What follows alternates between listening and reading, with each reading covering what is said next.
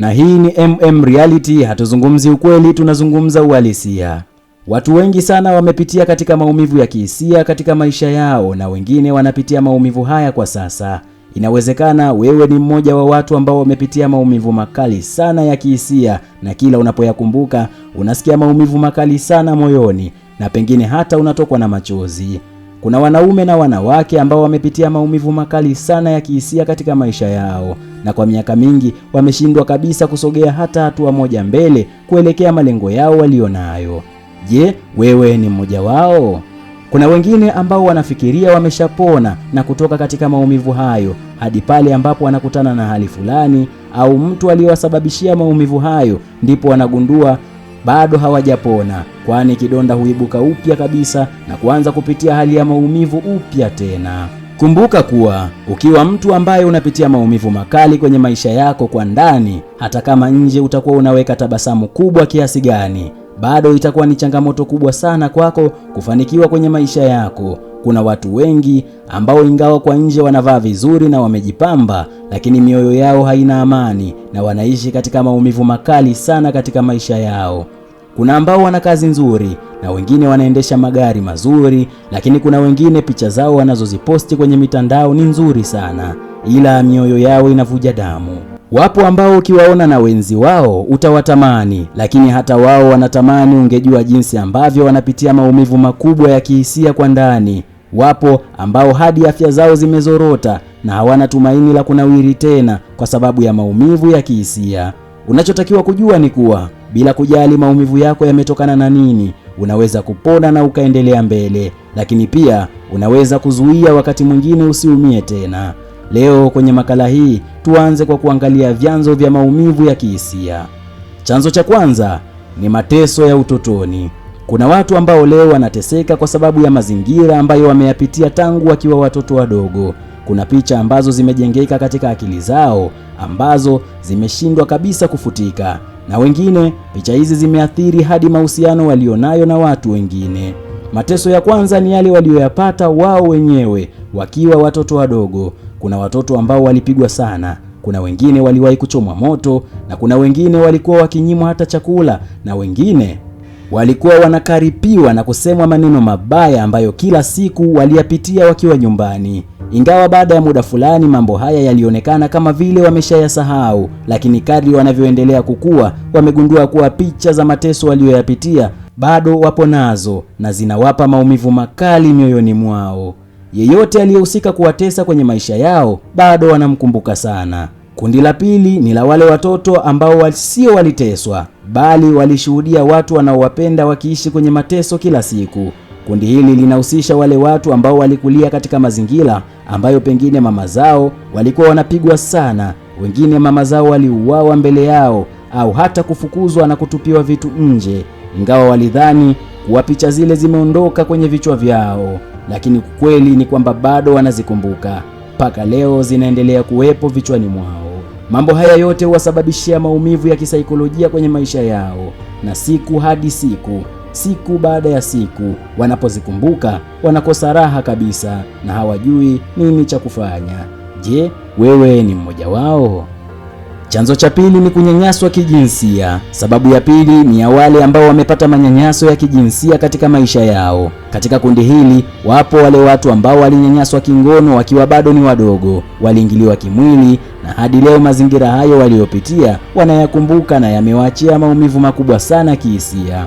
Kuna ambao walifanywa unyanyasaji huu na watu ambao ni ndugu zao kabisa wa damu, na wengine walifanywa na watu baki, ila bila kujali ni nani aliyowafanyia, bado inawatesa katika mioyo yao. Kwa upande mwingine, kuna watu ambao wametendewa unyanyasaji wa kijinsia wakiwa ndani ya mahusiano. Wapo wengine hasa wanawake ambao wamepigwa, na wengine wamenyang'anywa vitu na hata kufukuzwa kama watu wasio na thamani kabisa. Mapito haya yamewasababishia maumivu makali sana ambayo yameshindwa kabisa kuondoka katika maisha yao hadi leo. Kutokana na mateso haya, wengi wao hawawaamini tena wanaume na wanawachukia sana.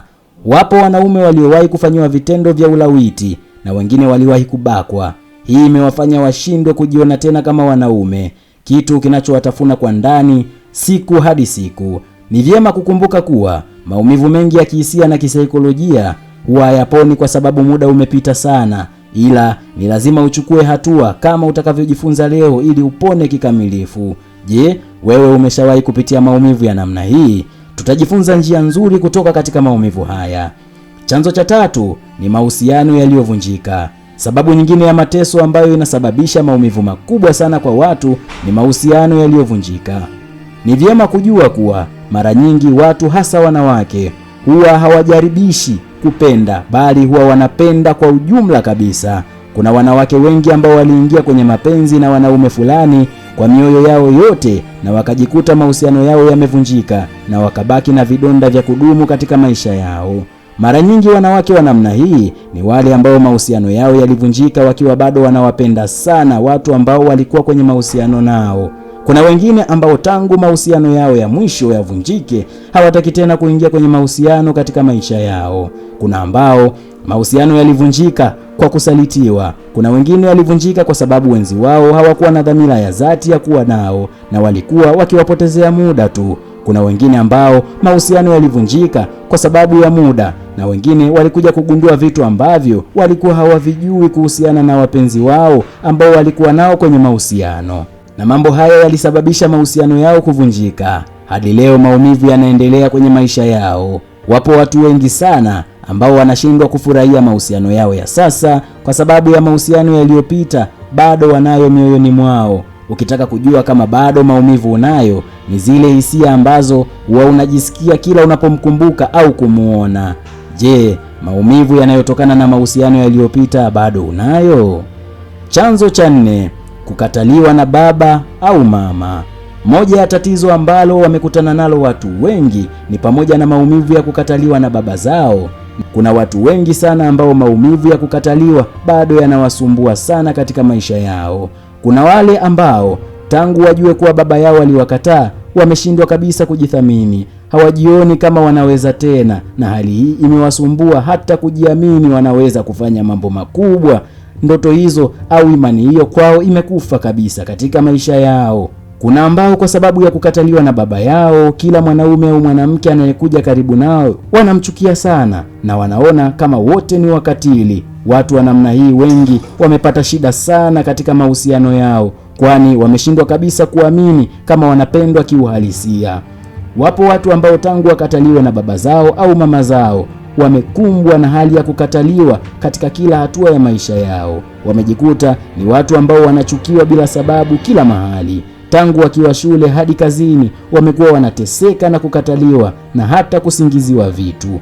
Matokeo yake wamekuwa ni watu wa kupata majanga ya mara kwa mara, na ni watu ambao wako peke yao mara nyingi. Hawana marafiki wengi, wanao marafiki wachache na ni wale marafiki wa kweli. Je, wewe umepitia maumivu ya namna hii katika maisha yako? Sababu ya 5 ama chanzo cha 5 ni makosa yako mwenyewe. Sababu ya mwisho ambayo huwafanya watu wengi wapitie maumivu ya kihisia ndani yao ni kutokana na makosa ambayo wameyafanya wao wenyewe. Haya ni yale mambo ambayo waliyachukulia maamuzi, lakini matokeo ya maamuzi hayo yamekuwa yanawatesa sana katika maisha yao. Kuna wale ambao waliwahi kupata ujauzito na kumpa mtu ujauzito kwa sababu zao binafsi, waliamua kutoa mimba zile. Wapo ambao kwa sababu hiyo wameshindwa kabisa kupata tena mtoto katika maisha yao, na kila wanapokumbuka kuwa hiyo ndiyo sababu, wanashindwa kusema jambo hili na daima linawatesa sana katika maisha yao.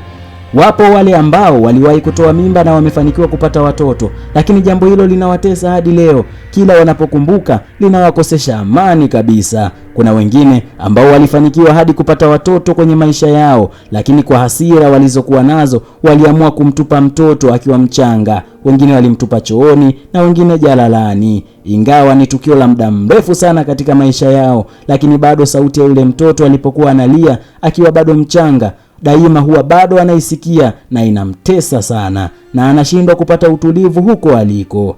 Wapo wanawake wengine kilichowatesa kwa sasa ni kwamba wamewasingizia wanaume zao watoto au mtoto ambaye anajua fika kuwa si mtoto wake, na kila anapomwona huyo mwanaume anavyofurahi na huyo mtoto wake, mioyo yao inawasuta sana. Wanasikia maumivu ambayo hawajui wayapeleke wapi kwenye maisha yao. Kila wanapojaribu kujisahau au kujisahaurisha hali hii, wanashindwa, kwani wanapokumbuka tu maumivu yanarudi tena.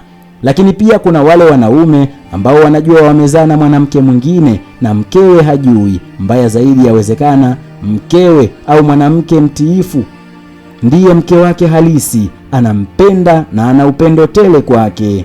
Je, kuna sababu yoyote kati ya hizi zinazokusababishia maumivu katika maisha yako kwa sasa? Je, kati ya hizi sababu tulizozitaja ni zipi ndio chanzo cha maumivu yako ya kihisia? Kumbuka kuwa kila maumivu yana dawa, lakini ni lazima ufanye jitihada za makusudi kutafuta suluhu ya maumivu yako ambayo unayapitia kwa sasa. Ufanye nini baada ya kupitia maumivu? Tutaangalia kwenye makala ijayo. Muda wowote ukihitaji usaidizi kutoka Reality zaidi, fanya vitu vifuatavyo. 1. Soma vitabu hadi kopi. Piga simu namba 0767393457 ili kuvipata vitabu hivyo. 2. Soma ebooks au vitabu vilivyo katika mfumo wa PDF ama soft copy. Tuma neno ebooks kwenda WhatsApp namba 0767393457. Na 3. Jiunge na group letu la WhatsApp kwa ada ya shilingi 5,000 tu, na pia piga namba 0767393457. Daima utapona maumivu yanayokusumbua. Haijalishi ni maumivu ya muda gani, lakini ukweli ni kwamba hayo maumivu yako ya kihisia ndiyo yanayokuleta chini siku hadi siku. Na hii ni Reality. Hatuzungumzi ukweli, tunazungumza uhalisia.